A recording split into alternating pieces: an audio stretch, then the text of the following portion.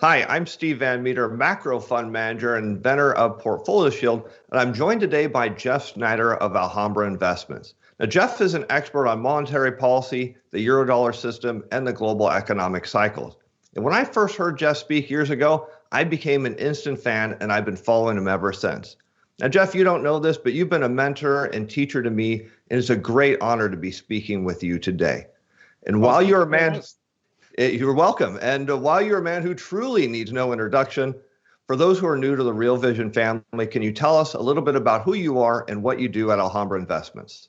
Well, I'm the head of global research at Alhambra Investments, and I've spent the last couple decades trying to research what I think is a monetary puzzle, which is essentially that mainstream economic science or mainstream economic discipline has essentially decided that the monetary system was no longer even interesting or useful to as a topic of study. And to me, that seemed a little bit odd. And so I spent, like I said, the last couple of decades trying to fill in a lot of holes because there are so many holes to fill in. A lot of very important details about a lot of very big things that kind of explain the world. How do we get here? How do we get into this kind of a situation? Where did 2008 come from? Those types of things that, it wasn't subprime mortgages. So. Right. And, watching quantitative tightening wasn't looking at paint drying, as Janet Yellen suggested. Right. There's more going on here. I think that's really what it is. What I've taken on as my own personal interest and professional interest is that this is the monetary system, the financial system. They're not as simple and as easy as we've all been taught that they are. And there's so much more going on that you're really missing out if you don't go start looking into these shadows places. Exactly. And one thing I tell people a lot is whatever you think of how the system works, just actually do 180 degrees on that. And you'll probably be closer to the truth. Exactly. Especially if a central banker says something, right? Right. Yeah. When people ask me, hey, what Powell just said this. Yeah. Just go with the opposite and you'll be much better off. Yeah. And I think that's really the overall point here is you need to start approaching some of these mainstream ideas from a perspective of skepticism, right? I mean, we're all taught from the very beginning, and especially in the financial services industry. Once you get into the industry, it's don't fight the Fed. All of these shorthand myths, the Greenspan put, all these things that we're just supposed to accept at face value, not even think about how they work, how they might even work in theory, let alone practice, and just go with the flow. And really, I think that's what we're trying to do here is say, hey, let's pump the brakes here. Let's start asking some questions about these things and start putting together a more coherent picture of what's actually going on so that we can understand what's happened and why.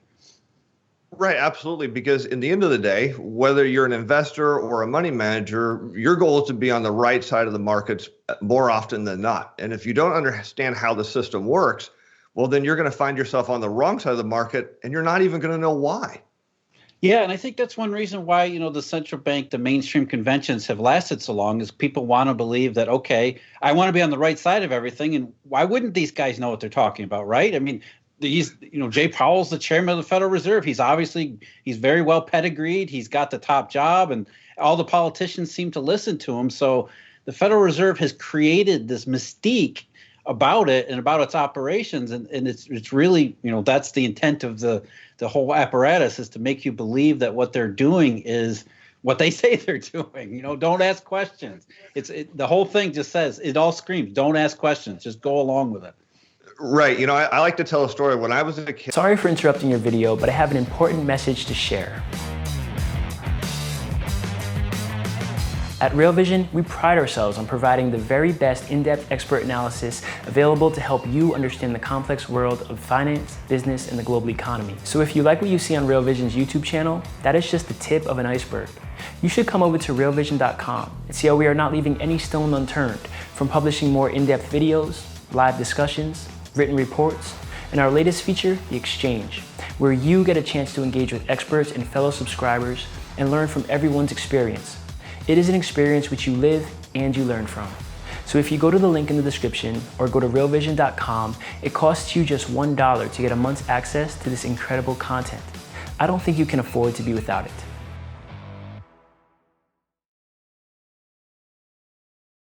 What they say they're doing, don't ask questions. The whole thing just says, it all screams, don't ask questions, just go along with it. Right. I like to tell a story. When I was a kid, there was a young upstart magician or illusionist called David Copperfield. And as a young boy, I thought that this guy could walk through walls, make things disappear. But as I got older, I realized, no, he can't. And that's how I view the Federal Reserve is until you realize that they can't do all the things they say they can do, you believe it. Yeah, and the funny thing is, if you ever got a central bank, say you got them in, I don't know, a criminal trial or something, pain of perjury, something. If you got them in a setting where they actually had to admit to you the truth, they would have to admit to you, we don't do money. We don't know how to even define money. We don't even know what the monetary system actually is. And when you step back and think, well, how can that be? And what are the implications of that kind of a situation for monetary policy that has no money in it? Then you start to think, wow, we really are missing a lot here. And that's really the point. The central banks are created, their entire monetary policies are created so that you don't ever even think about that kind of a situation. Because once you go down that rabbit hole, the whole thing, as you said, you see David Copper, you see the sleight of hand, you see the illusions for the fact that they're illusions. And it's really a big change. Well, what it is frightening to me. So what I'd like to do today is talk to you about this big inflation versus deflation argument. Brent Johnson and I sort of kicked this off, created a firestorm on Twitter. And even though you've been talking about this for years, we pulled you into it. And all of a sudden, everyone's focused on these little minute details about money printing or reserve assets, things that I think you and I would agree that instead of just running and saying that everything is inflationary, I try to encourage people, look, take 2 or 3 steps back and then look at the big picture and then let the market tell you what's really happening, because it will. Yeah, and when we talk about the market, what we're really talking about is the money printers themselves. The banking system is where money gets printed. And the banking system had no use for bank reserves. And I would argue they don't have much use for bank reserves now, but up until 2008, there weren't any. So the money printing that took place in the banking system did not include the Federal Reserve. And you have to, when you think about that, it's like, okay, well, what did the monetary system use to do all of these monetary things? Remember, before 2008 was credit bubbles, asset bubbles, everything all over the world. Now we don't have any credit bubbles and asset bubbles, but the Federal Reserve and all these bank reserves have appeared. So, already we're looking, as you said before, it's the opposite. We have the opposite case. The banking system didn't use reserves. There were credit bubbles and asset inflation and all that stuff. Now there are bank reserves, but there aren't those things. There isn't inflation. The Federal Reserve just conducted this strategy review and study where they said, yeah, we don't even know where the inflation was. It wasn't there. We kept saying it was going to show up, but it never did. So already, like you said, something's missing. Something's the opposite. It didn't turn out the way it's supposed to. And bank reserves, when you really look at the details, they play the role of, David Copperfield's props. They were the way that he being the central bank and Federal Reserve chairman, Bernanke, Yellen, and Powell, bank reserves are the prop that they tried to use as the illusion. Yeah, and oddly enough, they're wildly successful with it, although there will be a day that comes where they're not, and people will be left scratching their head. So I want to go back a little bit and dig into some of how this money is created, because you were recently interviewed by George Gammon, and you said, and I thought this is interesting, primary dealers have to create the cash first in order to buy the asset from the government at auction. And you use the term, as you'll remember, warehouse accounting. Now, a lot of people actually interpreted your statement that the primary dealers are printing money, and that's kind of a stealth way that they're helping the Fed through quantitative easing. Can you kind of explain a little bit about what this warehouse accounting is and how it works? Well, warehouse account, look, first of all, we have to understand what are primary dealers and what is their job. The job of an investment bank is essentially buy assets, debt assets, or even, any kind of financial asset at an auction. So in this case, the common example is the U.S. government trying to sell treasuries to the public. Well, the government doesn't sell treasuries to the public. It has these banks standing in between them. So there's a primary market where they sell at auction their debt securities to these dealers, and the dealers then over time sell out whatever they've bought at auction, they sell it to the public. So you have these dealers that stand between the primary issuer and the secondary market, which is the financial investing public. Now, the way the dealers work is they don't want to put their own money into this, because why the hell would they? That's an expensive proposition. And we want, the thing is, we want primary dealers to function efficiently because they perform a very necessary role. And so they're kind of given a lot of leeway into how they do these things. What is warehouse accounting? Well, warehouse accounting is simply, how does the primary dealer fund its balance sheet activities, where it's buying assets from their primary sellers like the government, and then over time selling them to the financial public. And there's various ways they can fund those activities, including using the repo market, for example. Instead of owning these securities or you're using them outright, they bring them onto their balance sheet. At the same time, they're funding those trades in the repo market. So there's lots of different ways where they can get away with trying to fund their activities in the shortest term, least cost way possible. Because again, any additional cost to funding their activities takes away from the profits they make doing these dealer activities.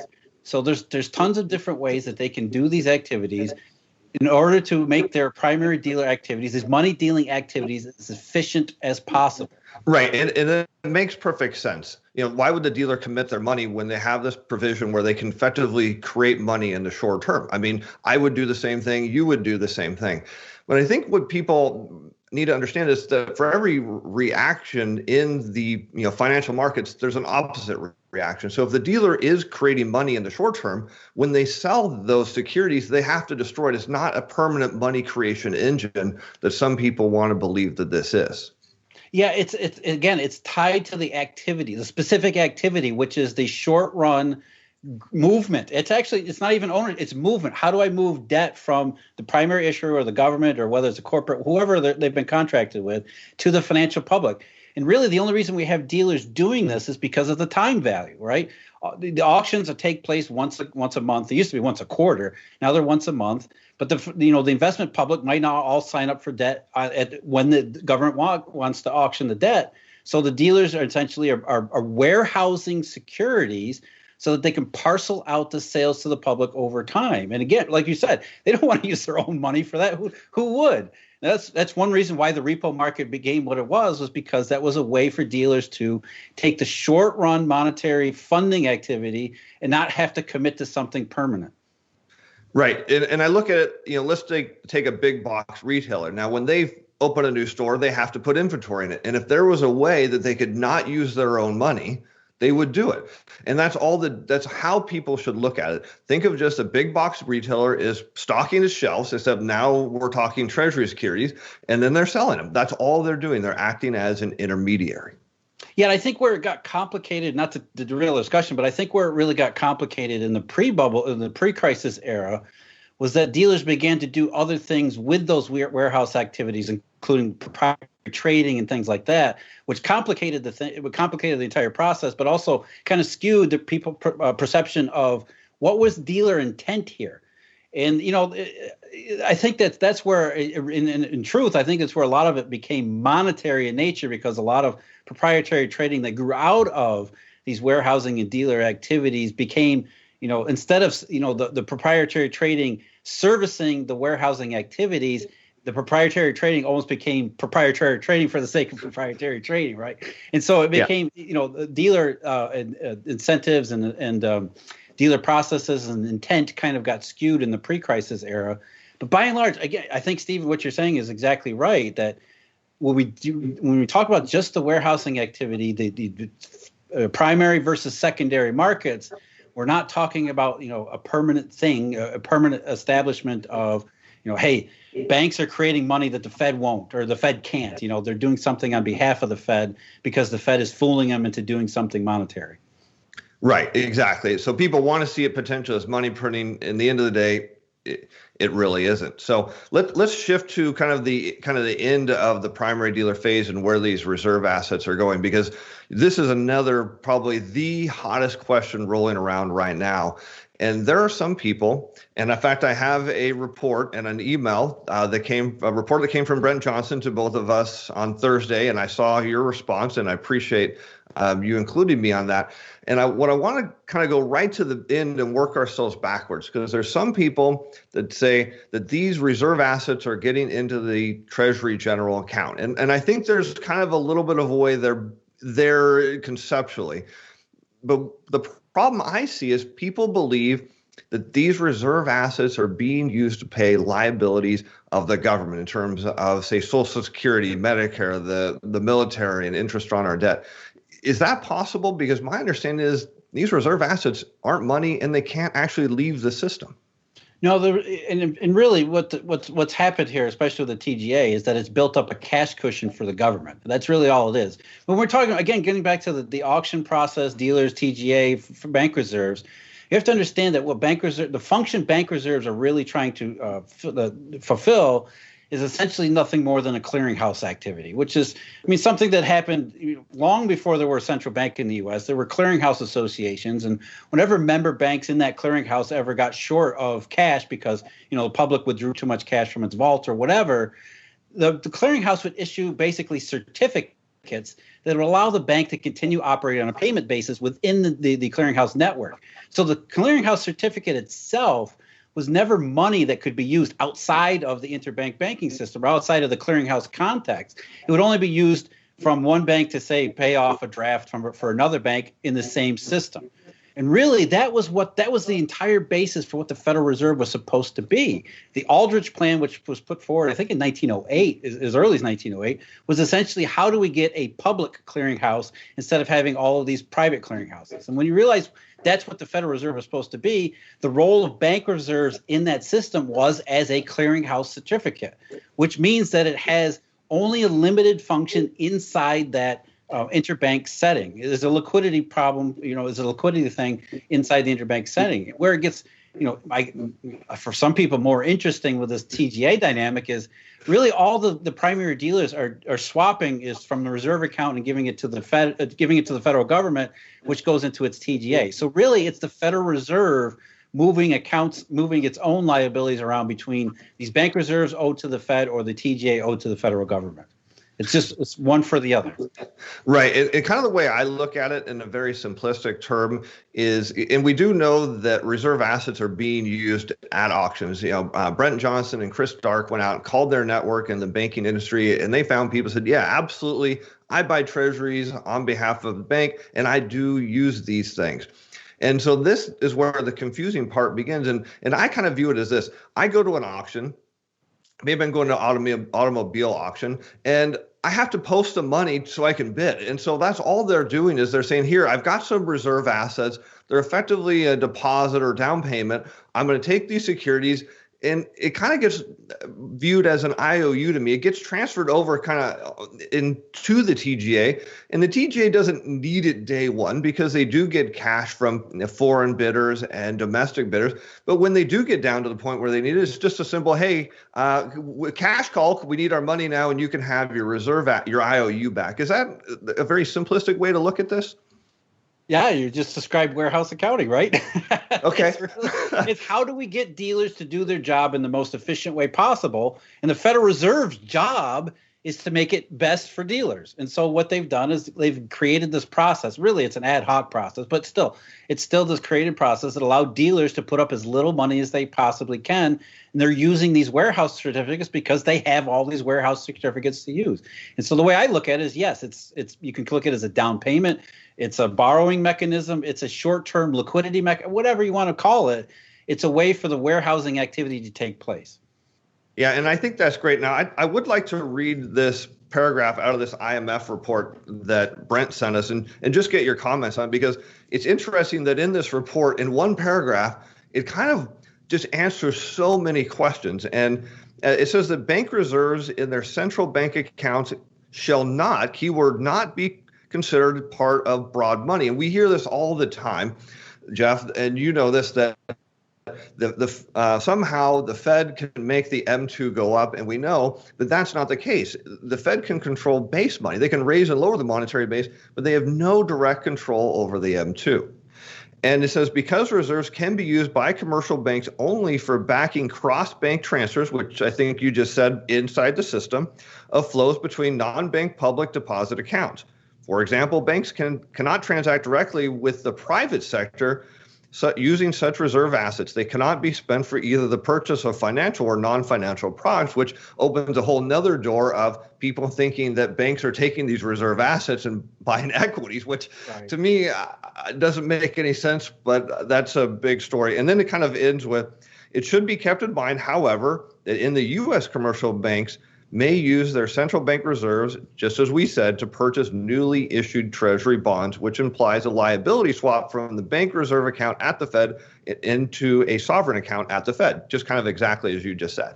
Yeah, it's warehouse accounting, right? These bank reserves to me are nothing more than clearinghouse certificates. They have a limited interbank use, and they have a specific limited interbank use, which is to allow dealers to transact their dealer activities as efficiently as possible. But then it's up to the dealers. It's always been up to the dealers. And I think that's where we're moving toward our conversation here. And what I try to do more than that is the system is not central bank centered. Central banks are accommodation to the banking system, or at least they're supposed to be accommodated. The banking system itself is what matters. That's where all the interesting stuff takes place, including money printing and the lack of money printing. So what the Fed is doing with these bank reserves is trying to fool the public when the banking system is like, okay, it's one form of liability or another form of liability. You know, it's one form of asset. If you're talking about from the asset side, it's an asset swap. So from the perspective of the banking system, bank reserves are not very interesting at all. And for the public, though, I can see them. I can see these bank reserves. There's trillions of them. And there used to be none. I mean, that's money printing. It has to be. And so you can understand why that idea has taken root and why it's complete. You know, and the Federal Reserve, of course, is never going to correct the public because it wants the public to believe in the inflation fairy tale because that's what it's trying to do. It's not trying to do it by printing money.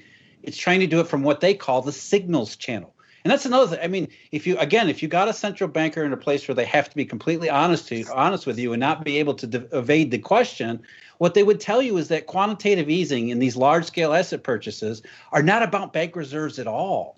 The only two channels they're supposed to work through is the one we just described, the signals channel, which is getting everybody to think that they're money printing, and the other channel that's a theoretical channel, which has never been proven to work, is the rebalancing channel, or what they call portfolio effects, which is simply, I'm going to buy this bond from the bank, and now the bank has to buy something else because I just removed an earning asset from its hands. And what the central bank hopes happens is the banking system goes out and lends into the real economy after having sold its treasury to the government.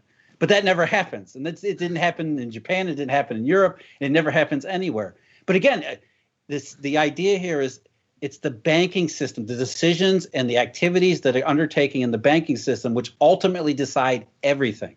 The central bank is trying to influence the banking system, not directly, mostly indirectly. And that's where all the problems lie, because we're taught to think about the central bank is central. We can see these reserves on the balance sheet go up and up and up, and yet something's missing.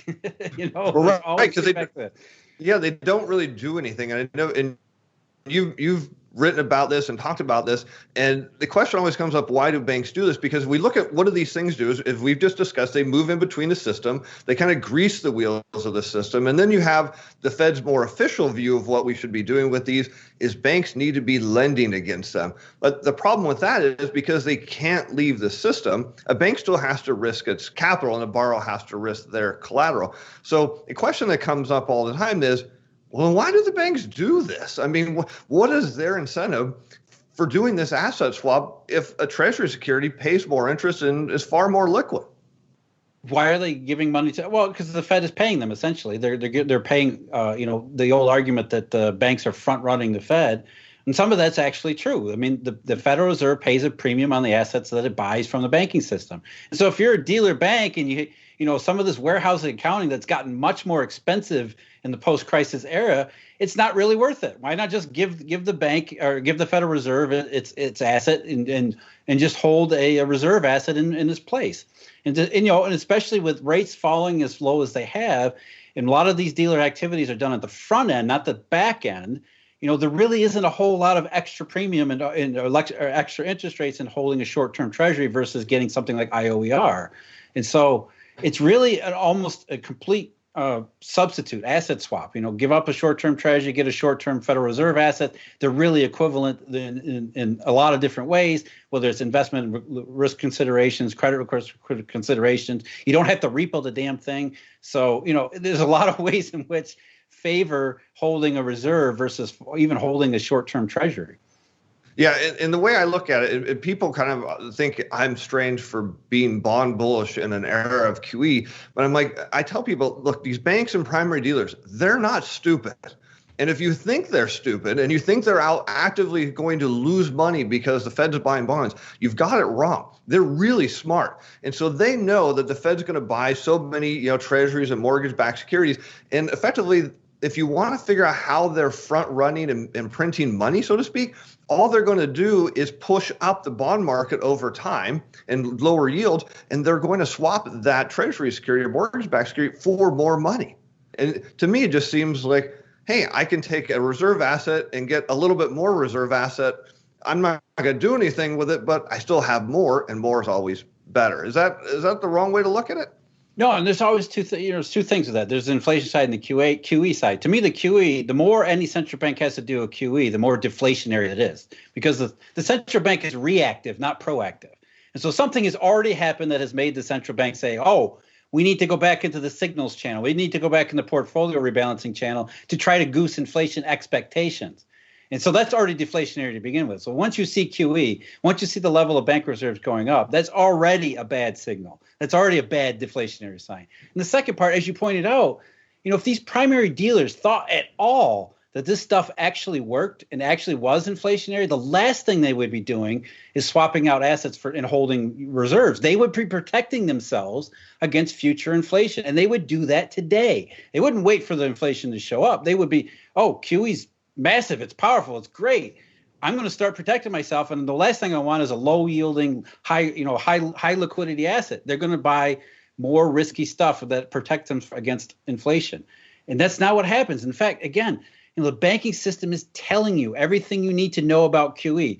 We only want to hold the most liquid, safest assets, which describes the entire QE paradigm. And it doesn't matter if if IOER is positive or if it's negative, because we've already seen through NERP in Japan as well as Europe that you can penalize the holding of bank reserves as they do in Europe and Japan, and banks will still hold them anyway.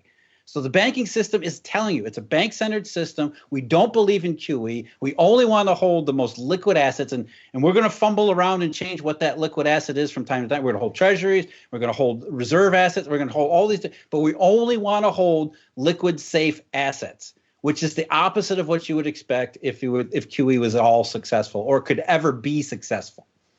Right, and so far it's not. In fact, I remember the first time I heard you say that the reason the Fed is doing QE is because they're afraid of deflation, which is great. It was one of the things where I just started laughing out loud, because you hear all these people like, oh, they're doing it to create inflation, and you just hit the nail on the head. They're not. If the Fed at all thought there was inflation coming, they wouldn't be doing it. And that's what's great about it. They're doing QE because they're afraid of deflation. And we can look at the markets. You can look at treasury yields, and you can look at the dollar. Well, the dollar is probably not the best example right now, but you can look at the year-over-year rate of the CPI and say, look, they've totally missed their mark on creating inflation. But hey, if people believe it'll create inflation, but that's the whole goal of the Fed, is to get people to do something that they don't want to do because they're afraid of inflation. Yeah, and I think that's another part of the pedigree and the myth and all that other stuff, because the Fed always tells you we're forward-looking. And the reason they're forward-looking is not because they want to be, because they don't do money. And so they have to be forward. If you don't do money anymore, what do you have to do? Well, you have to focus on what the economy is going to look like a year or two from now. And they've turned that into this whole idea where they know what they're doing. They're looking ahead, and they can tell you what's going to happen, and we can engineer all these kinds of things that we want to engineer. But you're right, Stephen. If they wouldn't be doing QE if they thought a year from now there was going to be an inflation. QE is a reactive policy to something that's already happened, and that something is most likely a deflationary event. And more than that, it's a deflationary event in the banking system, the shadow money system that the Fed really doesn't even know or understand much about anyway. So QE is not an inflationary thing, and that's why it never worked. From Japan 20 years ago, started with the first QE. All of their, studies, everything, they have to really grope around in all these academic studies to try to find the smallest little thing that they can say, well, QE did this, and it was positive. Because that's not what QE is supposed to be, right? When we first heard QE in the United States a dozen years ago, it was supposed to be, this sucker will guarantee a recovery. This thing will get us back to even, and we'll forget all about 2008. But here we are in 2020, still talking about 2008, still talking about QE, still talking about all this other stuff, and wondering, well, what are we missing? We're missing something. And now, I think that's one of the most important things about what happened in August at Jackson Hole was the Fed, when they announced this grand strategy review, implicit in their grand strategy review and this average inflation targeting nonsense is the fact that they didn't work, that all this QE stuff hadn't done what they said. They kept saying transitory factors, inflation's coming, this stuff is going to work. And now here they are, a decade late saying, oh, it didn't work. But now we're supposed to believe that, it'll work this time because we really pinky swear promise. Yeah, and we'll look at this year. We've had, roughly $2 trillion of QE year to date, maybe somewhere around that ballpark. Yeah, Treasury yields have gone up this last week. Big deal. I mean, the market is effectively telling you it didn't do anything. But yet people, it's almost like, well, don't worry, it's coming. Steve, if you just wait long enough, hyperinflation, you're going to wake up one day and Treasury yields are going to be 8-9%, and you're going to look like a gigantic idiot because all of this somehow is inflation. And it's like, look, I showed people a chart just last week. I said, look, back in 2008, effectively the monetary base was roughly $1 trillion. Now it's $5 trillion. So we had $4 trillion. Here's Treasury yields. They're lower. How did that work? Like it didn't do anything at all. I go back to the Japanese case a lot because they're about 6 or 7 years in front of us, right? And so we want to know what the future is going to look like. Look at Japan. And the Japanese did more on a percentage basis and a proportion basis. The Bank of Japan has done more QE. The Japanese government has done more, quote unquote, fiscal stimulus and borrowing and all that kind of stuff. And yet JGB yields, where are they? Lower, lower, lower. It doesn't work. And in fact, as you see QE and you see bigger QE, that's a signal that the problem is even bigger than we thought. When the Bank of Japan did QQE back in 2013, remember what that was supposed to be? Oh, the biggest money printing bonanza ever conceived by man. Even Paul Krugman was enthused. This was credibly promised to be irresponsible. It was this massive thing. And here we are. It's now in its 8th year. This massive money printing is on its 8th year. That's how effective it is, because we need to do it year after year after year. Obviously, it must be the most effective thing ever. Again, we keep coming back to this point. We're missing something, right? It's supposed to be a very simple thing. You print money, you get inflation. That part hasn't changed. That's absolutely true. So if you don't get inflation, then you didn't print money. It's really that simple. If A equals B and B equals C, and A doesn't equal C, then obviously A is wrong, okay? It's that simple. We didn't print the money. We didn't get the inflation, okay? And that's all it is. And really, then you start to ask the questions, well, what did happen? What are we doing? And that's, I think, the more important and more relevant discussion about, the state of the world. Right, and that's why I think we started out with saying, I think we should, to encourage people to take a step back, stop fixating on reserve assets. Yeah, it's great that you want to understand them and learn about them. But the bottom line is everything is telling you zero money printing has occurred. And I love it when you say that quantitative easing is neither quantitative nor easing, because it's so true. And, and now we're, instead of focusing on quantitative easing, now it's stimulus and stimulus hope. And to me, it's almost the same story over and over again.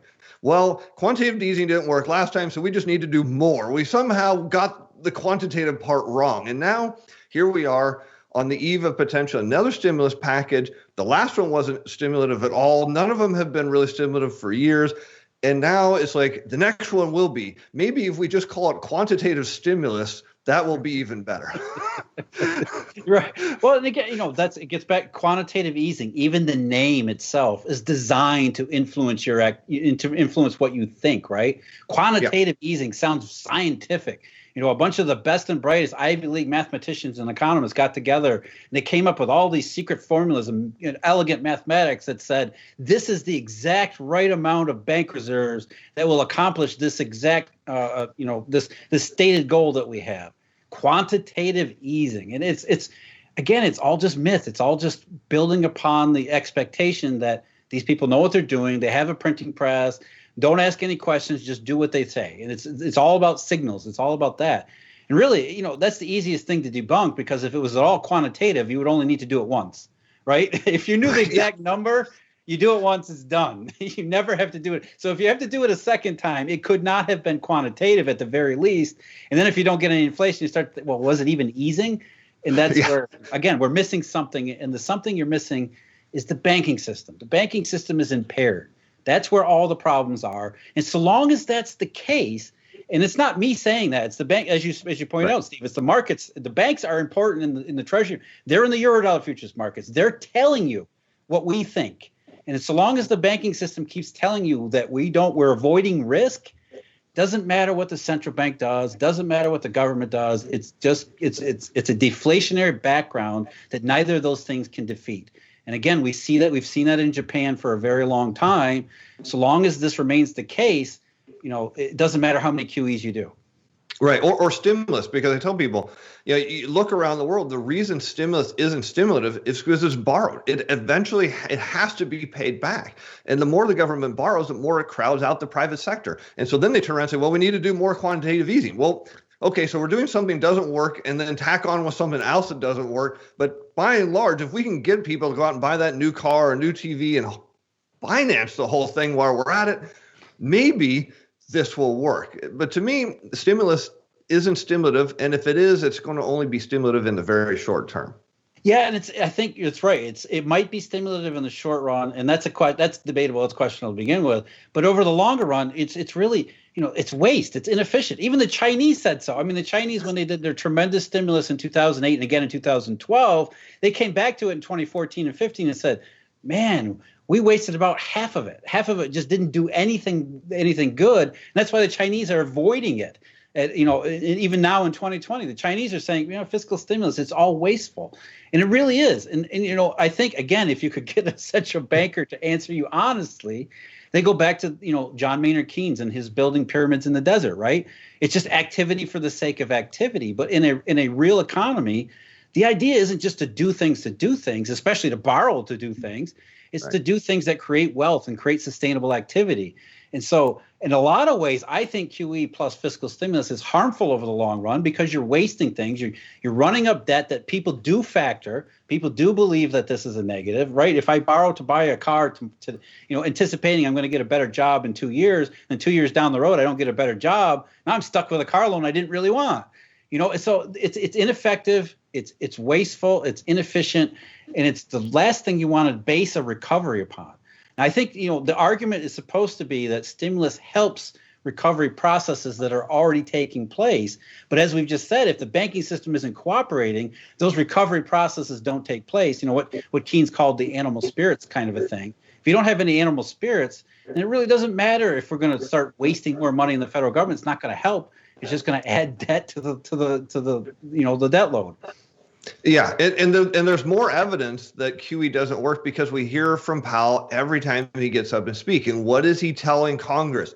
More stimulus, more stimulus. Now, and I try to tell people, look, he wouldn't say that if QE worked, if anything that he could do possibly would remotely work in any little way.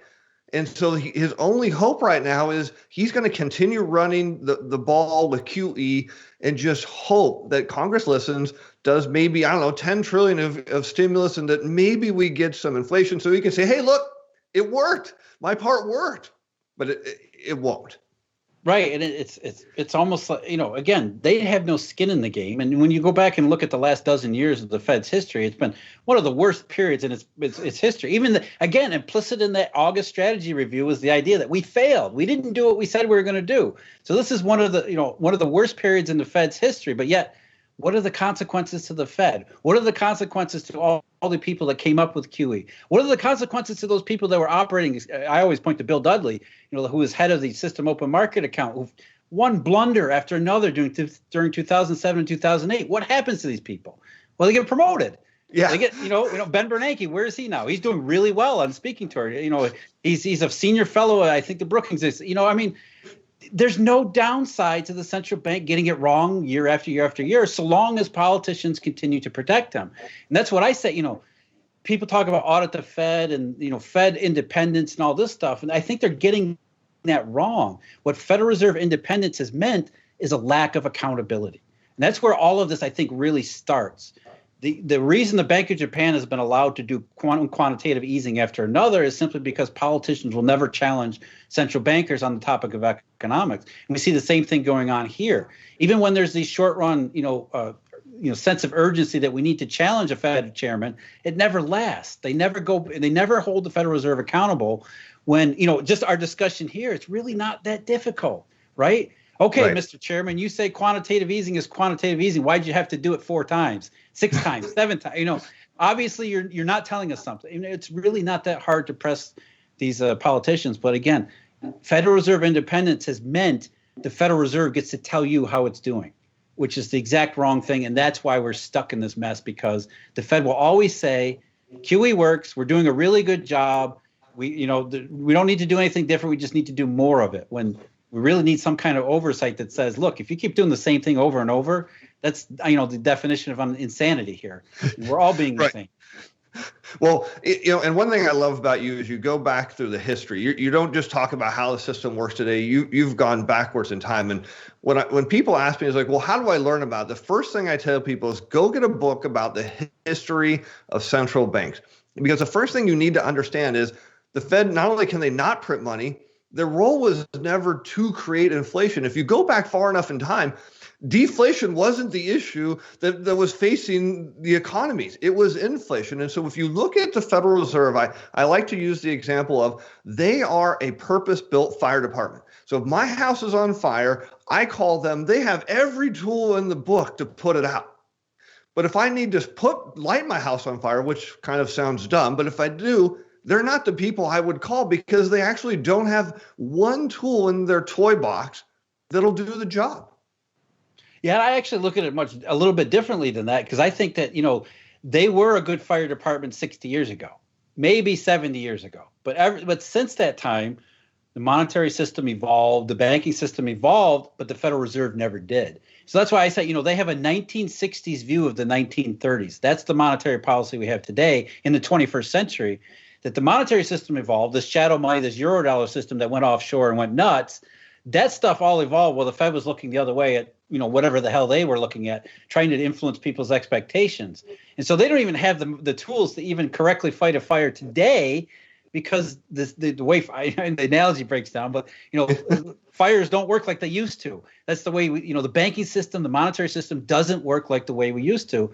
And not more than that, it's ridiculous to even think that it would, right? We live in a very dynamic world. Technology, innovation, all of these things have radically altered the financial landscape, and they've been doing it for half a century and more. I mean, the modern computer-based technology that the internet system, the computer, whatever you want to call it, that stuff has been going on forever. And so why would we think that the monetary system, the banking system, operates the same way it did in the 1960s?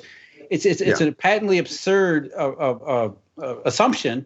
But yet that's one that the Federal Reserve and all central banks around the world can continue to operate with, that, look, we're going to continue to do things in the way that we did half a century ago. And the only reason we do that is, number one, we know we can't define money. We can't define the monetary system. But number two, because we've got people who believe in us, we don't need to learn. We don't need to know anything. We'll just use these myths and legends and shorthands, and people will do the things that we want them to do, even though we don't really do anything. Right. The one thing I look at when I see the monetary system, and I understand that there was a time in the past, and when I do say they put out fires, I mean, if we really did have inflation, they could do something about it. They just can't do anything about deflation. It's kind of where my view is.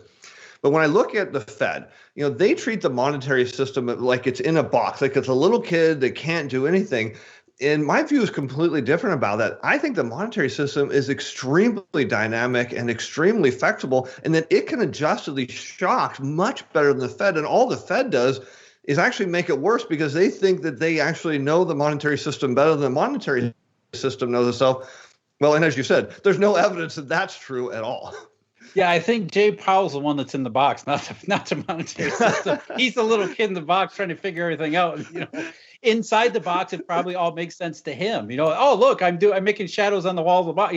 Whatever it is that he's doing. He thinks it's working. Hey, this stuff must be working. Whatever. I mean, but you're right. The monetary system is far more encompassing. It's far more flexible and dynamic, which is why it grew for so long and so much. Why did it infect every area of the world? Because of that, because it was dynamic, because it was flexible, because it could be efficient.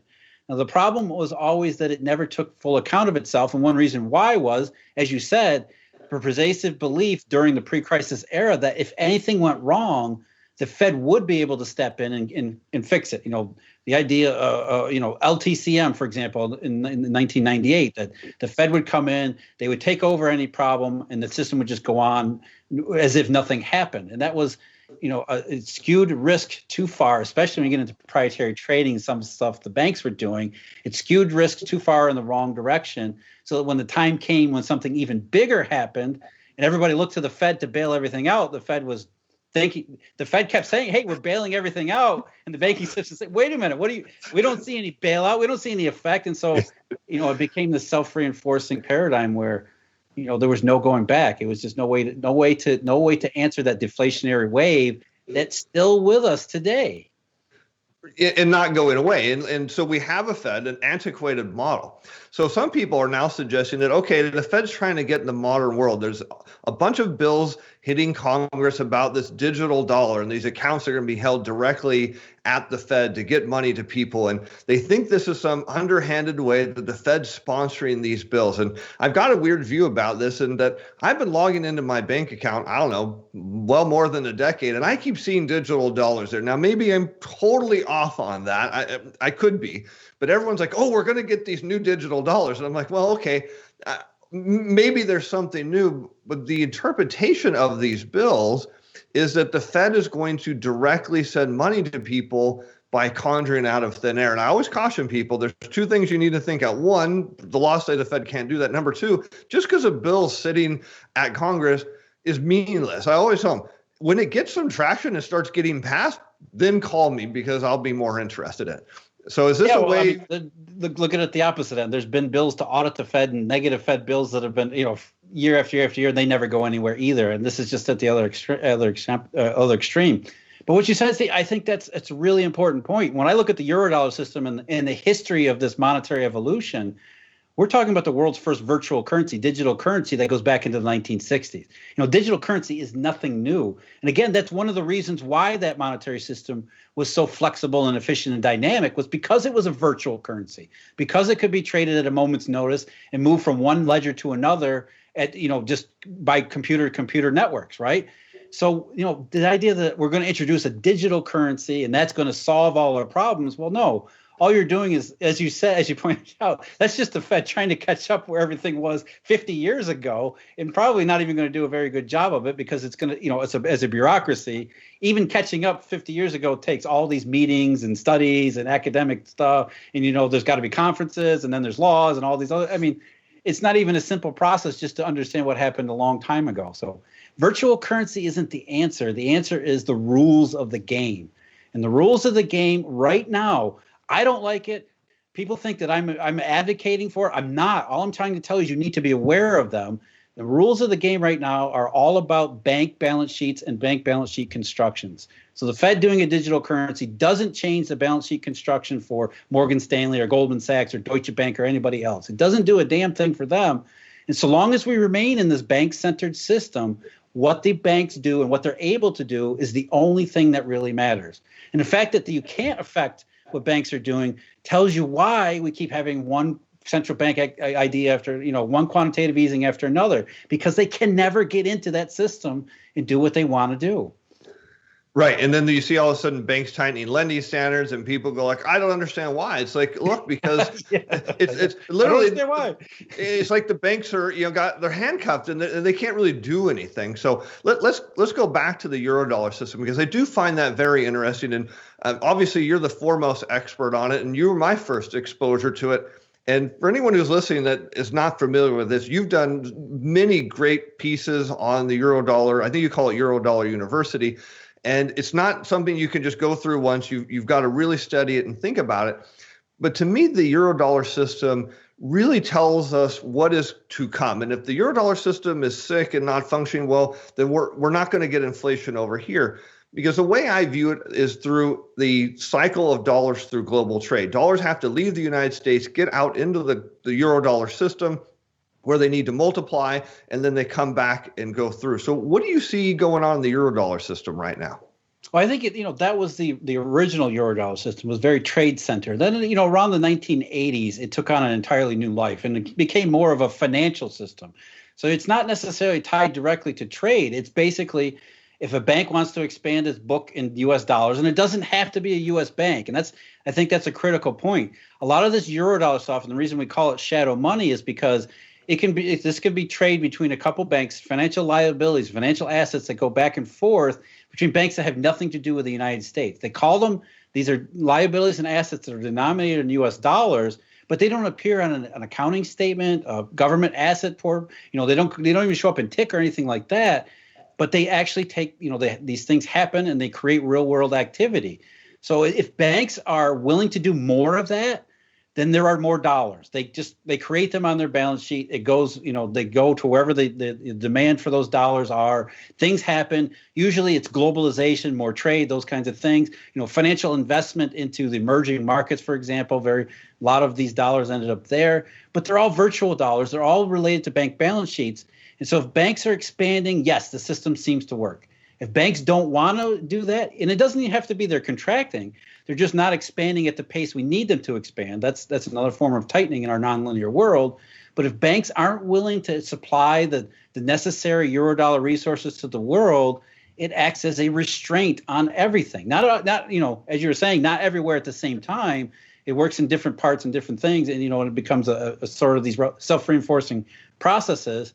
But if the banks are not expanding their balance sheets at the rate we need them to, it's this constant drag, this constant deflationary thing that nobody can see, but yet we feel the effects of it from everywhere. Right. And I think you hit exactly something that I talk about all the time. Money is created when banks lend. Now, it doesn't matter whether it's out of foreign banks in the Eurodollar system or domestic banks. When banks lend, they create dollars. You can forget it, pretty much ignore what the Fed is doing. If you want to know what's really going on, look at what the banks are doing and don't listen to what they're telling you. Look at what they're doing. If they're dancing and creating loans and they're creating it at the rate we needed to, yeah, we're going to get economic expansion. We'll get inflation.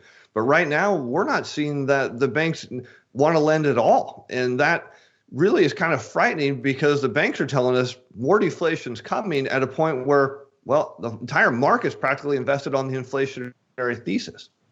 Yeah, and it's not just, banks lend money into existence. We've also, the BIS and some of these other places are finally starting to figure out they don't need to lend money into existence. Derivatives have acted as cash in a lot of these markets, especially these overseas markets dealing with Japan. So the monetary creation, these bank balance sheet creation, monetary creation is even more complex and dynamic than, the authorities ever thought, that we've been talking about for a long time. Because it's really, again, the thing that you're missing, what you need to focus on, as you just pointed out, Steven, is the banking system. And the banking system, there's lots of different ways that the banking system will tell you, including derivatives and other things, what it's doing and what it's thinking. All you have to do is set aside the way the Fed is telling you to look at the world and look at some of these markets and actually look at them and see what they are as they actually are. For example, low bond yields. Everybody says, well, bond yields are low because the Fed's buying bonds, right? That's why QE is what lowered bond. No. Once you set aside that myth and realize that interest rates are independent of the Federal Reserve, then you can start to piece together what the signals are in the bond market and what they're really telling you. And it gets back to what Milton Friedman said in 1967, what he called the interest rate fallacy. Low interest rates are not stimulus. They're the opposite. And they're not the thing. They're the signal of the thing. They're telling you the banking system only wants to hold the safest, most liquid assets, which is the opposite of what an inflationary condition would be. So if interest rates are persistently low, as we've seen in Japan, that's never been able to break out of it, it's telling you, the monetary system is telling you, we don't have enough money. We don't have enough resources. It doesn't matter how many QEs are done. The banking system is broken, and we don't see it being fixed anytime soon. Right. And I love, the interest rate fallacy, because I tell people, and I know you've said the same thing and you just said it in a different way, is low interest rates are telling you monetary policy is too tight. I mean, and then you go and you pointed out something I was going to bring up about the demand for treasuries. And everyone again says, okay, if it wasn't for the Fed, interest rates would be, triple where they're at now. And I look at the weekly auction data, I'm sure you do too. And well, it looks like to me there's no shortage of demand at these super low rates. And what does that tell you? People think, the big players think, that interest rates are going even lower. They wouldn't be buying them if they thought bond prices were going down. Or they wouldn't be buying them if they didn't think they could sell them to somebody else, right? I mean, because that's going back to the auction process. You're either going to buy them for your own house account, or you're going to buy them to sell them to the public. So if you thought the public, even if you're a primary dealer and you thought the public believed in this inflation story, you wouldn't be buying the assets either, because you would be, well, what if I get stuck with these things, right? That's what you'd be worried. No, and all the auction data continues to tell you, not only is there enough bank demand, there's enough, financial public demand that the banks are absolutely confident that if they didn't want the paper, they'll be able to sell it to whoever else they could. So they're, all of this stuff telling you that it's not the Fed. Stop, the Fed is trying to impose itself into your worldview, because that's how monetary policy actually works. There's no money in it. It's all about expectations and getting you to believe a bunch of things. And then when you realize, these things never happen, that's why. Because the Fed is nothing more than, essentially a fairy tale. It's a good story. It's the Wizard of Oz, it's the floating head and all the fire and everything else. And people want to believe. It's understandable why this myth has persisted, because number one, we're taught all this stuff in every school that you go to. That's the only thing you're ever taught. And day one in economics is usually about central banks. They can do whatever the hell they want, and you never challenge them. So we're all taught. The message is reinforced day after day after day in the financial media, which takes all of its cues from the central banks and economists and mainstream thought too. So it's understandable why these myths persist. Yet I think that if we're going to talk about something that's positive, and the good thing is that after a dozen years of this, people are starting to say, well, something's missing. Something's not quite right here, because we keep hearing about this inflation and recovery and all this stuff, and it never happens. And so maybe we should start thinking about the details. Maybe we should start thinking about what really goes on in these central banks. So that's a small slice of positives. Right. Yeah. How does the system really work, and what does it mean to me? Because, another argument is, if we look at just treasury auctions, but we're hearing things now, China, and that's a big deal.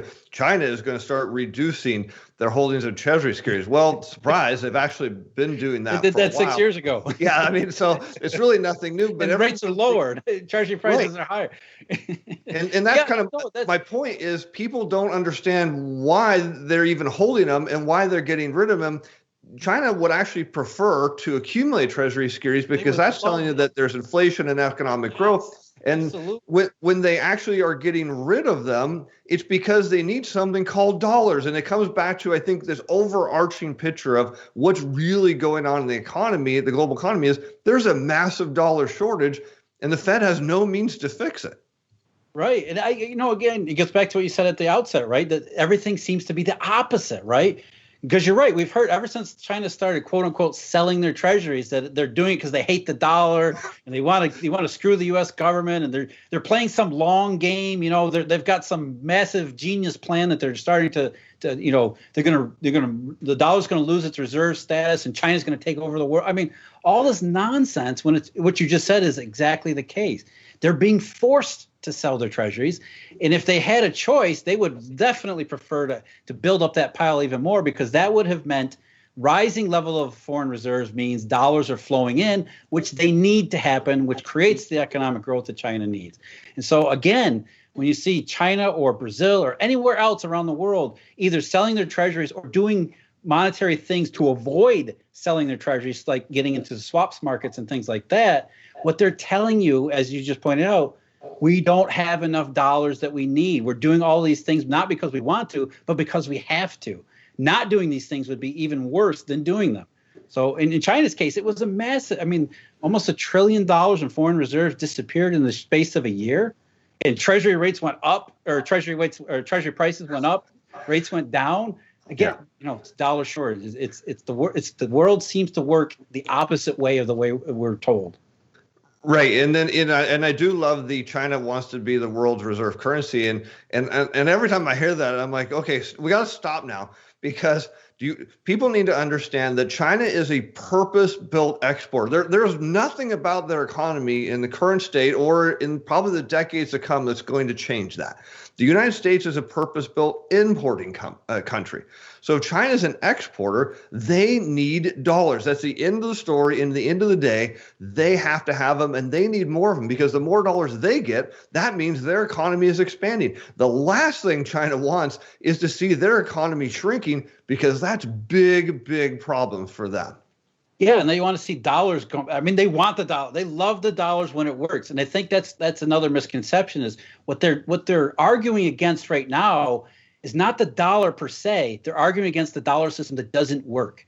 They're saying, hey, this thing was awesome before, up to 2008. We loved this, because look at China was a backwards agrarian society in the 1980s, and now it's a world superpower with glittering, towering cities, right?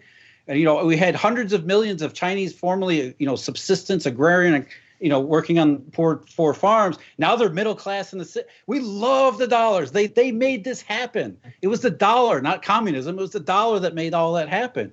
And so what they're saying is not we hate the dollar. We hate that the dollar system hasn't worked since 2008.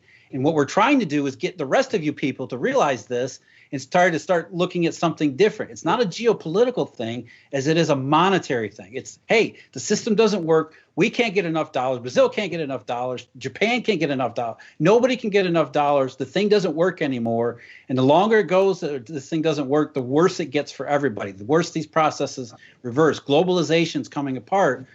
Things are fragmented. The system is fragmenting because of this dollar shortage that the Fed doesn't even think about or talk about.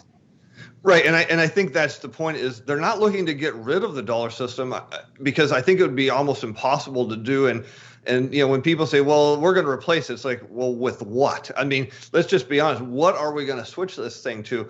I think what China and all these other countries are saying, as you just said, is they're trying to say, look, world, we got a system that needs to be brought into the modern world. We're not trying to say that it's bad, we need to completely replace it. It's just, hey, the engine's kind of old now, and it just needs an overhaul and a new transmission, and hey, we're good to go. Yeah, and even if you really hear what the Chinese are saying themselves, they're not saying we want to replace the dollar with RMB. What they're saying right now, I mean, Yi Gang, Liu He, and some of the other Chinese officials have said, look, why don't we try SDRs? SDR, they're not looking to replace the dollar with their own currency to supplant the United States with China. What they're saying is what you just said. This thing doesn't work. The system doesn't work for us. And I think especially people here in America don't pay much attention to this, because in a lot of ways, because this is a dollar denomination, we're insulated from seeing cause and effect. We don't really see the dollar in the way that foreign people see the dollar, because they can see those effects in their own currency. When you see these currencies drop, persistently into dangerous level, it's not devaluation, it's dollar shortage. And so foreign people understand, I think, the monetary system. Maybe they don't understand the details, but they do understand the effects in a way that people in America don't seem to understand. And so when we hear the Chinese saying the dollar system doesn't work, it sounds to us like, hey, the Chinese are attacking America. And that's not what's happening. It's not even an American thing. It's, hey, this bank-centered global Eurodollar system isn't working, and so we need to change it. And I think that's what we need people to understand, is it's the system that's not working and why the system isn't working. And we need to understand what the system actually is. And that's really what the complaint is. And as you just pointed out, it's not as easy as flipping a switch, saying, okay, everything's denominated in dollars. That's the global reserve currency. But tomorrow we're going to switch to SDRs. No, it doesn't work that way. And because, the role of a global reserve currency is to make sure that there's this mediating currency available in a broad, everywhere, essentially. And that's what the Eurodollar system did really well. It made dollar financing and monetary resources available all across the world that allowed globalization, global trade to take hold, to transform all of these economies into modern and, wealthy societies. And you can't just replicate that overnight. You need to have markets. You need to have banks, because it's a bank-centered system. You need to have massive infrastructure in place. And then, again, the Chinese, if you actually hear what they're actually saying, is they want to use SDRs, but they're not saying we're going to use SDRs tomorrow. What they're saying is we want to build up the infrastructure for SDRs so that maybe 5 years from now, then we can transition out of the dollar system, which gets back to what we were saying before, is, if banks thought inflation was coming, if they thought the dollar system was going to be replaced, they would be acting on that tomorrow. But the banks realize, even though there's a lot of urgency and a lot of desire to change the dollar system, that's a long-term project. That's not something that's even on the horizon. Even if it was an agreed upon thing, it would still take a huge, enormous effort to get it done. Yeah, and I don't even think it could happen in 5 years. I mean, there's so many things that would have to change. And I love that we're talking about the Eurodollar system, because effectively we had the old antiquated dollar system, and then kind of the Eurodollar system just comes out of nowhere, because again, the global monetary system is growing into this dollar as a reserve. It's adapting. And I know you've talked about this before, is when the Fed sets monetary policy, they're actually setting it for the world, even though Powell's got these, hey, I'm, U.S. only blinders on, and he doesn't see that he actually needs to look at the bigger picture of what's going on. Because if we had the Eurodollar system working, and who knows, maybe Eurodollar system version 2 that would spring out of this, we could get economic growth back where it is, inflation where everyone wants it, and it would be okay. But it's like the Fed has no clue that thing is even over there. Well, yeah, not only that, they have, their mandate. The Federal Reserve is not a central bank, not a central bank in the way that we all think of a central bank. The central bank is supposed to be the center of a currency system. That's not what the Federal Reserve actually is. It's a domestic banking authority. And you go back to 2007, when the early parts of the global financial crisis back then, you can read the transcripts from the FOMC meetings and all the discussions. When these dollar problems, this dollar shortage first started to show up in August of 2007, they weren't sure how to respond to it. They could see that, LIBOR rates were rising, which denoted offshore U.S. dollar, Eurodollars. And what they said was, is that our problem? It's not the United States. It seems, isn't this the Bank of England's problem? So that was a main point of discussion. It's like, do we even do anything about this? Because that's overseas. Yes, it's dollars, but the Federal Reserve is not a dollar central bank. The Federal Reserve is a U.S. domestic bank authority. And that's why they decided it's not really our problem. It's an overseas dollar market. Yeah, but, we do domestic banking here. And that's really why these dollar swaps came about, because that was their only, there's the global dollar shortage offshore. Well, that's not our problem. So we'll just swap some dollars to foreign central banks and let them take care of it. But, again, as ridiculous as that sounds, that's what actually happened. But it's, to your point, that's exactly the problem we have. We have this dollar system that nobody's responsible for it. Not even the banks that operated with it. It's just this thing that everybody was okay with it being that way for a long time because it appeared to work, and everybody seemed to be benefiting from it in various ways, some more than others. But as long as it worked and everybody seemed to be benefited from it, it was like, we don't need to know about it. We don't care because it works. In fact, there's actually a term coined for that. It's called benign neglect. We're going to look the other way because, as long as everybody thinks Alan Greenspan's controlling it with a federal funds rate, who cares? It's working. But now that it doesn't work, from the public perspective, you don't see what's broken. You can feel the effects of something being broken. Why don't we get inflation? Why do we have the constant QE? We know something's not right, but we don't have any idea or frame of reference to really understand what it is that's broken and why. Yeah, and I love it, and I'm laughing because of everything you're saying is so true, and at the same time, it's sad because people tell me all the time, well, Steve, don't you believe that the Fed knows what they're doing? It's like, actually, if you go back in time and read, if you could be in a meeting, it's like, hey, we got a problem. Not me. Like, it's almost like you're in your house. The neighbor kids are out playing in front of it, and they're on your property, maybe on their bike, and one of them falls over and busts their head, and you look out the window and go, is that my problem? And it's like, oh, okay, good. They got up. I think I'll just, pull the blinds so no one sees me. When I look at what is the real problem of this system, and I don't know if you agree with me, I think that zero or low interest rates are the death of the monetary system. And the Fed just doesn't know what to do because, this wasn't supposed to happen. But my feeling is the longer we are at zero or near zero, the worse this whole thing gets. Yeah, the zero lower bound they talk about a lot as if it's a trap. And the trap isn't what they think it is. The trap isn't central bankers being caught at the zero lower bound. It's that they got there in the first place. And you're exactly right. If you've gotten to the zero lower bound, you're in big trouble already. And that's really the point. And the reason you get to the zero lower bound, as we've seen in the US, Europe, Japan beforehand, is because central bankers don't know their job. And so what I've always said is if an economy gets to the zero lower bound, they're in big trouble. And the first thing they got to do is get rid of the central bankers, because they're the ones that let you get to the zero lower bound to begin with.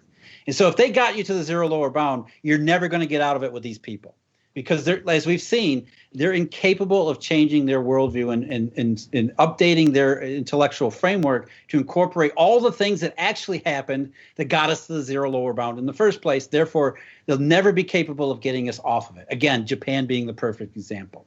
So that's number one. And you're right. It's the death of the system. And it becomes this self-reinforcing, self-locking process, right? Because we need the banking system. John Maynard and Animal Spirits, going back to that.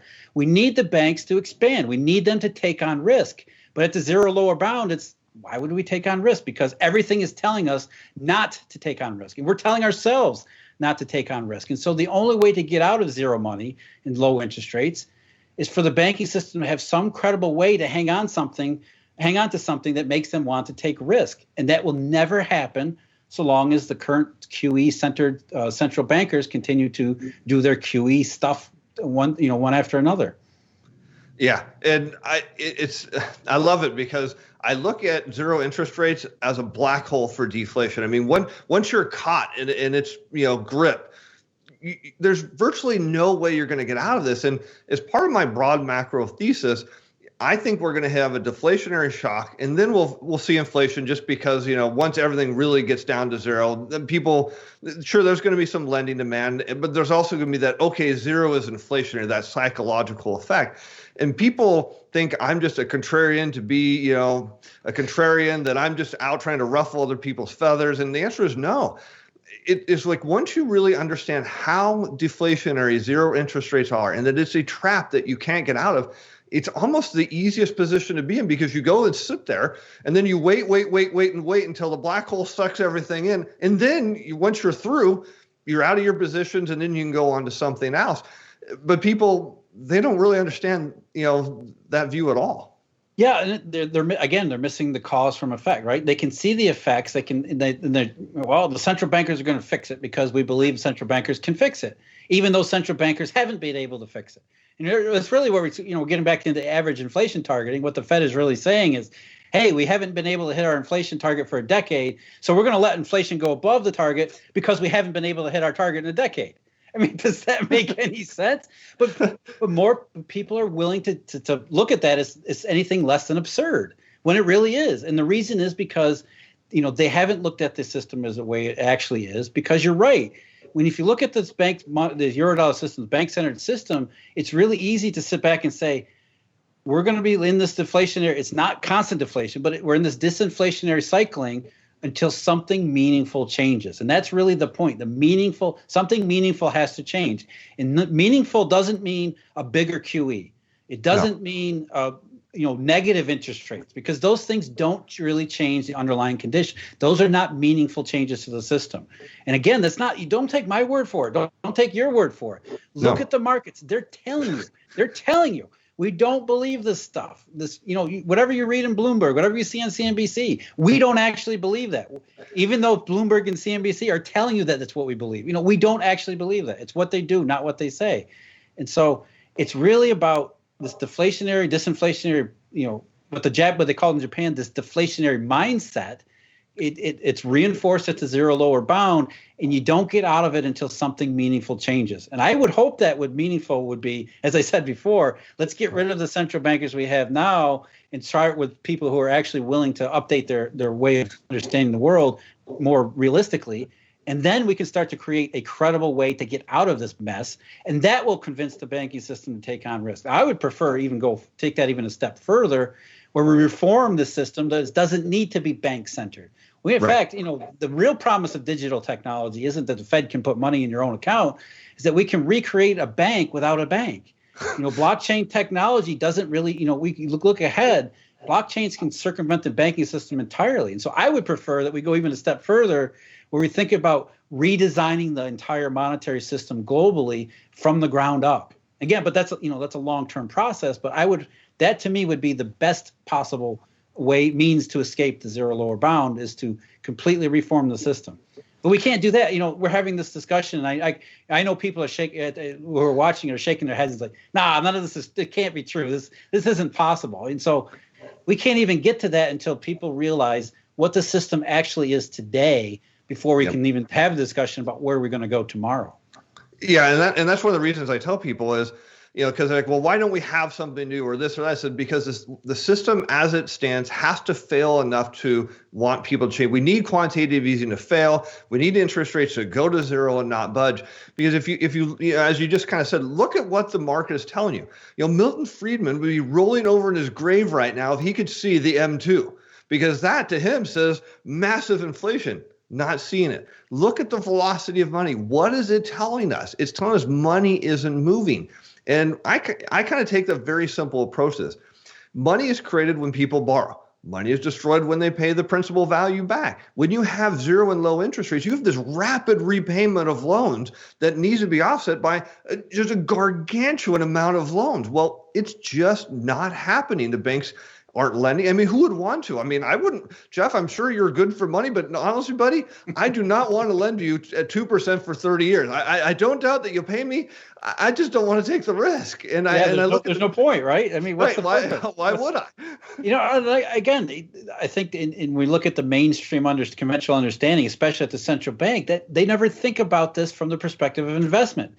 When you look at how central banks treat the bond market, the famous example I use is Alan Greenspan in his conundrum back in 2005. He said, well, bond rates are nothing more than a series of one-year forwards. And I'm like smacking my head like, what? No portfolio manager in history has ever looked at a treasury as a series of one-year forwards. But to a central banker who's coming at this from econometrics is thinking, oh, that's all interest rates are. And so if interest rates get down to 1.5%, why wouldn't people invest at 1.5%? Because it's, the short-term rate's zero. And so there's no realism in monetary policy, because monetary policy, central banker, and economics as a whole discipline has been so divorced from the real economy, the real monetary system. It's gone into this ivory tower of statistics, regressions, and mathematics, where none of this stuff even makes sense to these people. Now, I get this all the time too. People say, well, how can that be? These are very smart people. I say, yes, these are very intelligent people. They're extremely intelligent people. And if you need them to come up with a very elegant statistical equation, they can be able to do that for you in a moment's notice. And it'll be awesome. It'll be tremendous. You need them to tell you something about how the real economy works. They won't have a damn clue. They'll have no idea. But they know, right? They know math. The system really is well. flawed, right? I mean, if we, like you said, if we put Powell under testimony and said, look, does the current system work? He'd say no, but he can't go out there and say that right now. That's expectations policy, right? The more it fails, the more you have to lie about it failing, right? Because you have to get people to believe in it. Your whole purpose is to get people to believe. You can never be honest when it fails, because then in your own mind, you're reinforcing the negativity. It's that absurd. It's circular logic. I mean, but that's, that they've boxed themselves into, again, I think your analogy of Powell as a small child in the box, they've boxed themselves into such a narrow corner because this expectation policy nonsense will never work, but yet they can never say it doesn't work. And so until people start asking the right questions about how things actually work, we're kind of stuck with it.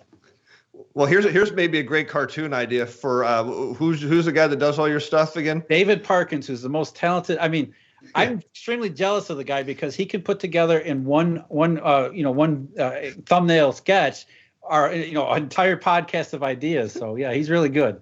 Yeah. So here's a visual for him: as I see Jay Powell, little kid Jay Powell, in his toy box, and he's holding up toys, and all the other kids are like, and he's like, "Do we want to play with this one? No, okay.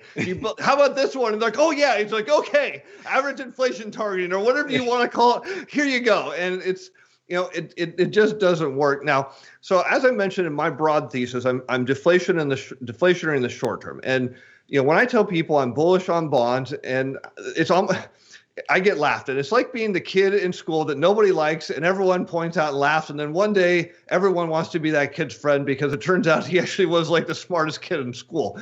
And they go, how can you want to be in bonds at these level of interest rates? I said, look, if you understand duration and what that means, if the 30-year goes to zero and I'm running deflation, that's a huge potential return. I don't look at bonds as a coupon. I look at them as an equity component. Is that a wrong way to view what's going on right now? Yeah, if you view bonds as from an investment perspective, that's right. You're not, it's not like 1997 where you can buy it, 10-year yielding 6%. I mean, there's no coupon there nowadays, and that's not really the point.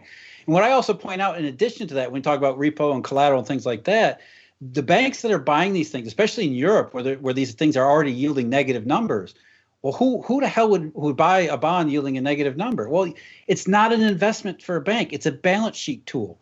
And so there's value to these banks in their balance sheet tools, and you can ride that. You can make money off of that because you realize that banks aren't buying it for the coupon either. They're buying it for the utility that's is essentially a non-investment utility, and you can take advantage of that value. The more that there's a shortage of collateral and dollars and all these other things, the greater the value of that utility to the bank that will be willing to pay even a negative yield for the sucker.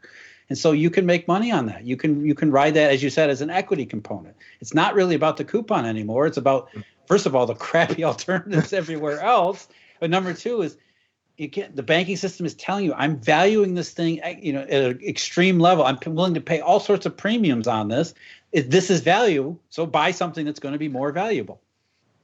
Well, let's go back to March then, because in March we saw this huge spike in bond prices, and then almost as quickly as it shot up, just everyone was dumping them. The answer was, the Fed had to come to the rescue once again. And I think there was something deeper. Obviously, there was a liquidity event.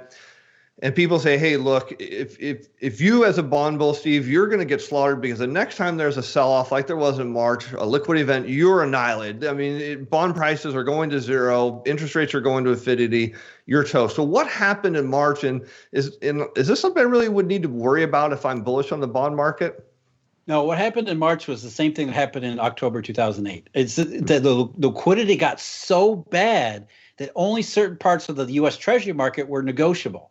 And again, it gets back to repo and collateral. Treasury bills, those things were not just fine; they were overfine. I mean, you would wake up in the morning and see Asian trading the 4-week T-bill at minus 25 basis points. So it was the parts, the liquidity got so bad, market function was so distressed that even the Treasury market bifurcated between on the run and off the run. And so it was the on the run stuff that kept being, those prices were fine. The short end bills, all those things, even on the run Treasury notes and bonds. It was the off the run stuff that people had to get out of because they couldn't use them in repo either. So the Fed had screwed up so bad, the dollar shortage got to be so big, and the repo market so dysfunctional that the only small section of it actually worked. And that explains not only the sell-off in certain parts of the Treasury market, but also the fire sale liquidations all over the world because liquidity just got sucked out of the system. And as soon as the system started to get right itself again, as soon as enough liquidity got sucked out, as soon as enough leverage got destroyed, as painful and as harmful as that was, what happened? Everybody went right back into Treasuries again. And so it was a blow off because of the liquidity in the repo market, the on the run versus off the run, and then boom, everybody went right back again because overall deflationary. And so it's a short run thing that's consistent with the worst kinds of liquidity environment as we saw in 2008 as well. The worst parts of the 2008 crisis, same thing. You had this bifurcation between the on the run stuff and the off the run stuff. So that spike in yields wasn't, hey, the Fed's going to save us. It was, hey, the Fed screwed up so badly.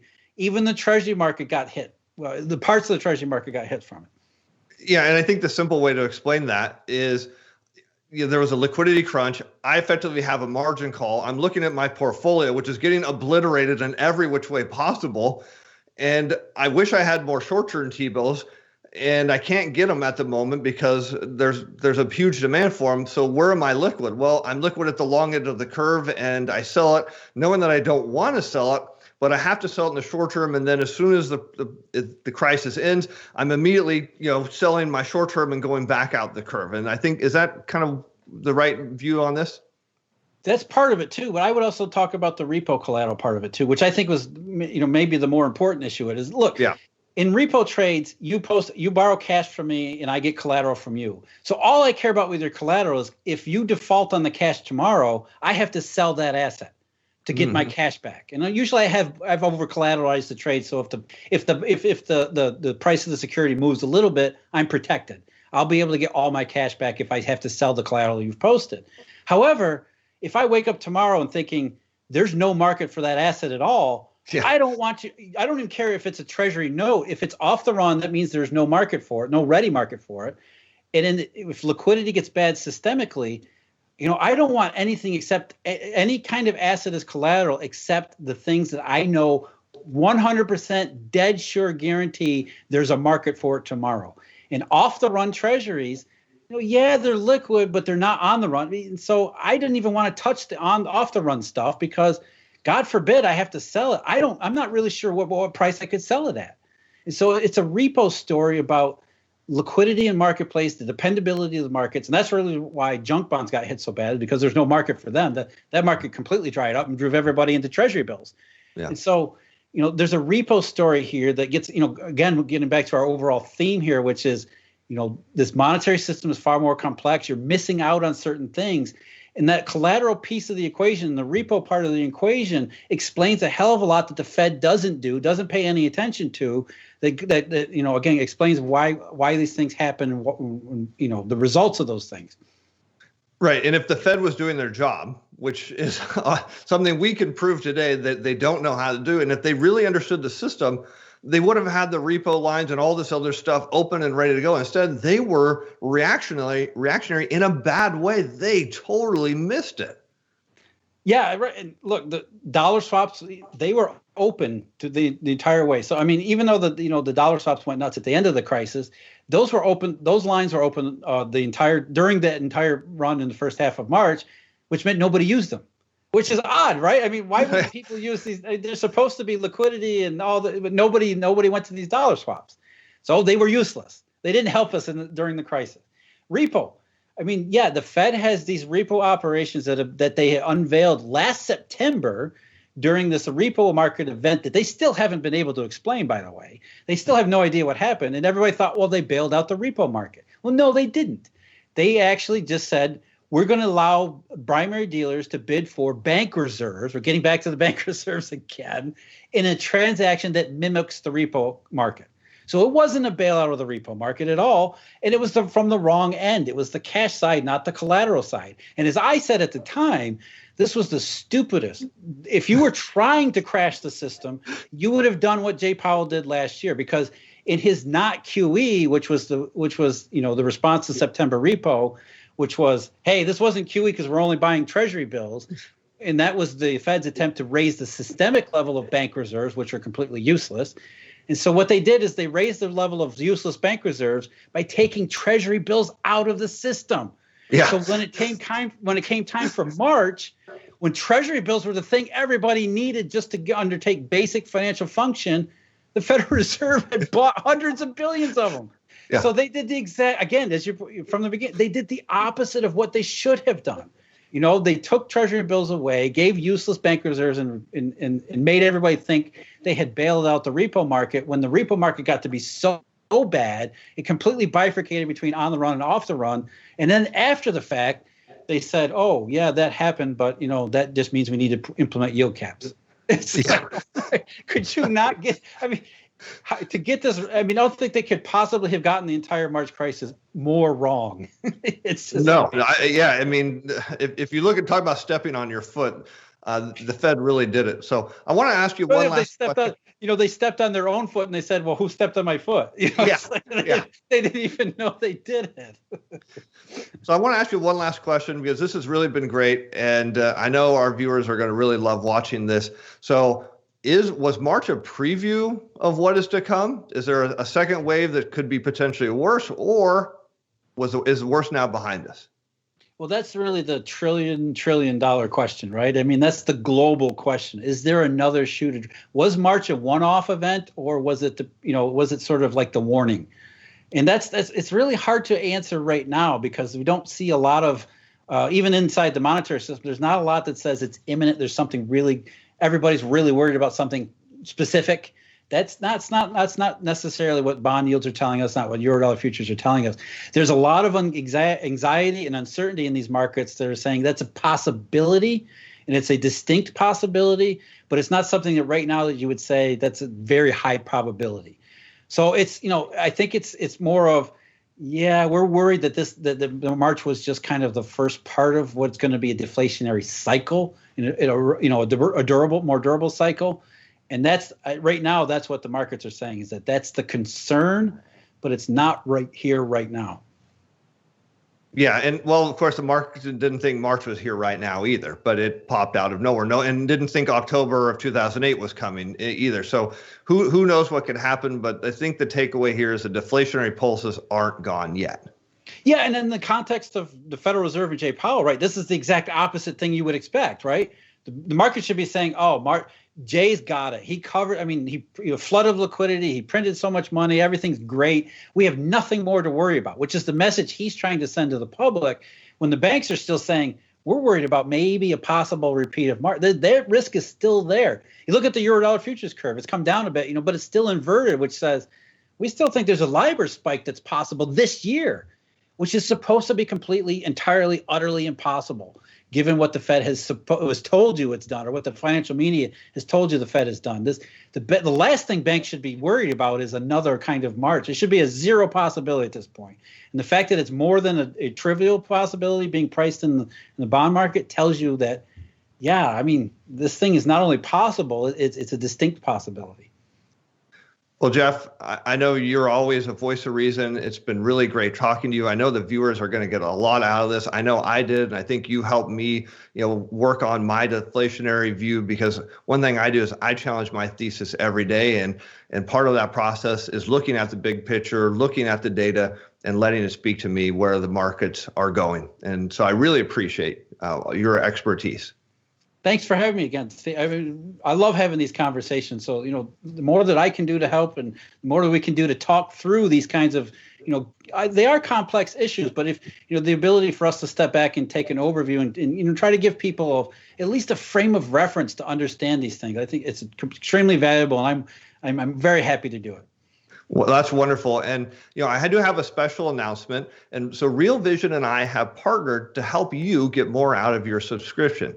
And Jeff has graciously offered before the interview to extend his expertise afterwards. So the way it's going to work is I'm going to go through the questions in the comments in about a week to 2 weeks that follow. And then I'm going to pull your best and top questions out, and I'm going to give them to Jeff for the answers. And then I'm going to do a follow-up video in the exchange where you'll be able to actually see more content from Jeff. Now, I want to give a special thank you to Emil Kalinowski for making this interview happen. And I also want to thank the entire Real Vision team for putting it together at the last minute. I also want to thank you for watching. And I'm Steve Van Metre. I look forward to seeing you in the comments and continuing the discussion in the exchange. Thank you for watching this interview. This is just a taste of what we do at Real Vision. To learn more about the complex world of finance, business, and the global economy, click on the membership link in the description. Give us 7 days to change your life. This will be the best dollar you ever invest.